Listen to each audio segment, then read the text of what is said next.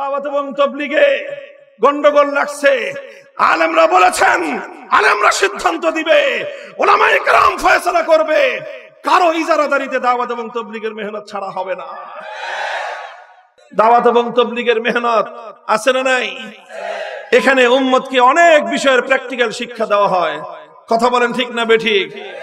আমরা মাদ্রাসার মধ্যে যেই বিষয়গুলোর থিওরিটিক্যাল শিক্ষা দেই, যেগুলোর তত্ত্ব শেখাই, তাত্ত্বিক বিশ্লেষণ করি, তার অনেক বিষয় দাওয়াত এবং তাবলীগের মধ্যে। আল্লাহর রাস্তায় বের হয়ে সাধারণ মানুষ তারা এটার প্র্যাকটিক্যাল শিক্ষা পায় সেখানে গিয়ে। কাজেই তালিমে হিকমতের একটা গুরুত্বপূর্ণ জায়গা হলো দাওয়াত এবং তাবলীগের মেহনত। কাজেই যখন তাবলীগের মেহনতের মধ্যে সমস্যা তৈরি হয়, আলেমরা সেখানে যাবেই, সমস্যার সমাধানের জন্য আলেমরা যাবেই।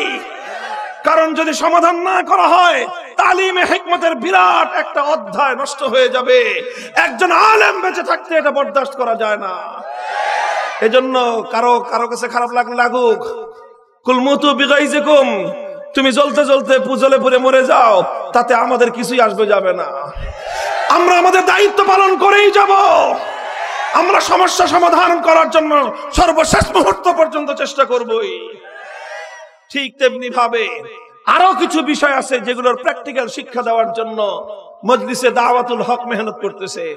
কথা বলেন ঠিক কিনা?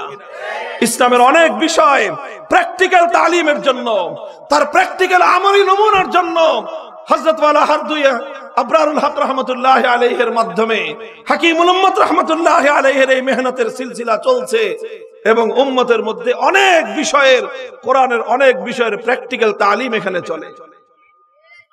কথা বলেন ঠিক না বেঠিক? আর কিছু বিষয় আছে যেই বিষয়গুলোতে দাওয়াত এবং তাবলীগের লোকেরাও সাইলেন্ট থাকে, মজলিসে দাওয়াতুল হকের লোকেরাও নীরব থাকে। এমন কিছু বিষয় আছে না নাই? নীরব থাকতে হয় কাজের সুবিধার্থেই, নীরব থাকা কাজের সুবিধার্থেই নীরব থাকে। কিন্তু কথা হলো সেই বিষয়গুলি তাহলে বলবে কে? এমন কিছু বিধান আছে, বিশেষ করে ইসলামের যে বিধানগুলোর সাথে সমাজের সম্পর্ক, যেই বিষয়গুলোর সাথে রাষ্ট্রের সম্পর্ক, যেই বিষয়গুলোর সাথে প্রশাসনের সম্পর্ক, যেই বিষয়গুলোর সাথে আদালতের সম্পর্ক, যেই বিষয়গুলোর সাথে বিচার ব্যবস্থার সম্পর্ক, সেই বিষয়ে দাওয়াত এবং তাবলীগেও আলোচনা হয় না, সেই বিষয়ে মজলিসে দাওয়াতুল হকেও আলোচনা হয় না। সেই বিষয়গুলোর কোরআনে পাকের প্র্যাকটিক্যাল নমুনা বাস্তবায়ন করার জন্য উলামায়ে উম্মত ইসলামী রাজনীতি করে, ইসলামী রাজনীতি করে।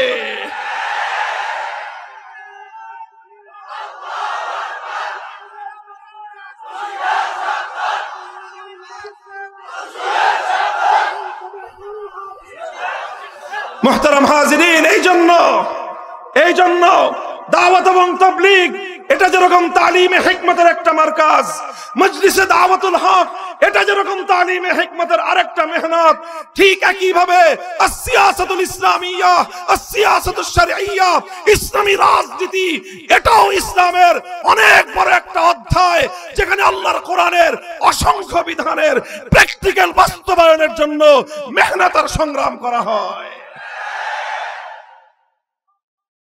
আর এটা গেল 3 নম্বর কর্মসূচি, ওয়ায়ুআল্লিমুহুমুল কিতাব ওয়াল হিকমাহ, তালিমে হিকমত। 4 নম্বর কর্মসূচি হলো ওয়ায়ুযাক্কিহিম, তাজকিয়া। তাজকিয়ার শব্দের অর্থ করা হয় আত্মশুদ্ধি। আত্মশুদ্ধি এটা কি জিনিস?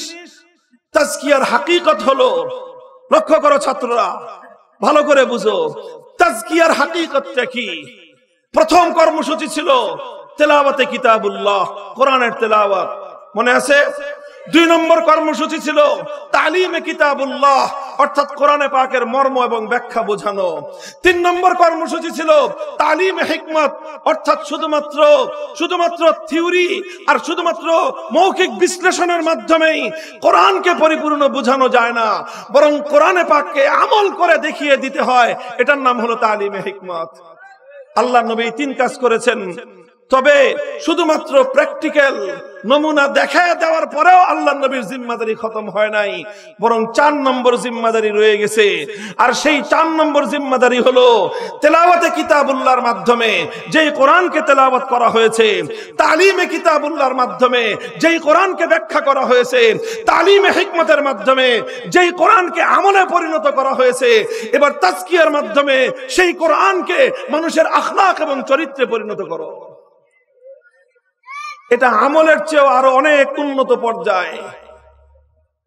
চরিত্রে পরিণত করা, দেখেন একটা কাজ একবার কষ্ট করে করা যায়, একটা কাজ আমলে পরিণত করা আর একটা কাজ চরিত্রে পরিণত করা সমান নয়। কথা বলেন ঠিক না বেঠিক? আপনি ইচ্ছা করে সত্য কথা বললেন, একবার দুইবার তিনবার সত্য কথা বললেন, কিন্তু আবার সুযোগ পাইলে মিথ্যা কথা বলেন। তাহলে সত্য কথা যখন বললেন, সত্য কথার উপর আপনার আমল হলো, কিন্তু মাঝে মাঝে আবার মিথ্যা বলেন, তাহলে বোঝা গেল সত্য বলার চরিত্র আপনার হাসিল হয় নাই, এখনো তাজকিয়া হয় নাই, আখলাক আসে নাই। আপনি হয়তো কখনো কারো সামনে বিনয় দেখালেন, আবার আড়ালে গিয়ে আপনি অহংকার প্রকাশ করলেন, তার মানে তাওয়াজু এবং বিনয় আপনার আমলের মধ্যে এসেছে, আখলাকের মধ্যে আসে নাই। তাজকিয়ার অর্থ হলো এই, তাজকিয়ার অর্থ হলো এই যে যেই কোরআনের তেলাওয়াত করেছো, তালিমের মাধ্যমে যেই কোরআনের মর্ম ব্যাখ্যা বুঝিয়েছো, তালিমে হিকমতের মাধ্যমে যেই কোরআনকে তুমি আমলে পরিণত করেছো, এবার তাজকিয়ার মাধ্যমে সেই কোরআনকে তুমি তোমার আখলাকে পরিণত করো। তাজকিয়ার মাধ্যমে পুরা উম্মতের আখলাক কোরআনী আখলাক বানাও, পুরা উম্মতকে কোরআনের চরিত্রের উপর তুমি উঠাও। পুরা উম্মত যখন কোরআনে পাকের আখলাকের উপর আসবে, তখনই আল্লাহর পয়গম্বরের মেহনত চূড়ান্ত সফল হবে। এই তাজকিয়ার মেহনত আছে না নাই? টুটা ফাটা যতটুকু আছে, হক্কানি উলামায়ে কেরাম মাশায়েখে ইজামের মাধ্যমে, বিশেষ করে তাসাউফ এবং খানকাহি মেহনতের মাধ্যমে উম্মতের এক এক ব্যক্তির চরিত্রের মধ্যে আল্লাহর কোরআনী আখলাক পয়দা করার চেষ্টা করা হচ্ছে। কথা বলেন ঠিক না বেঠিক? যা কিছু বললাম এই সবগুলোর মাধ্যমে ইসলামের কর্মসূচি পূর্ণ হয়, সবগুলোর মাধ্যমে ইসলামের কর্মসূচি পূর্ণ হয়।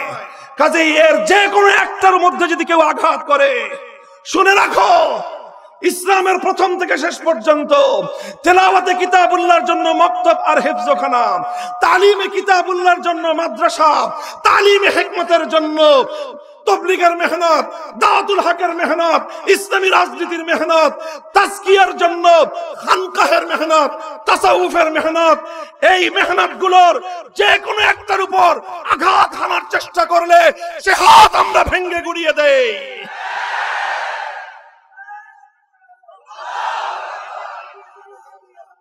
আমরা তার বিরুদ্ধে রুখে দাঁড়াই। উলামায়ে কেরাম জাতির অতন্দ্র প্রহরী। কথা বলেন ঠিক না বেঠিক?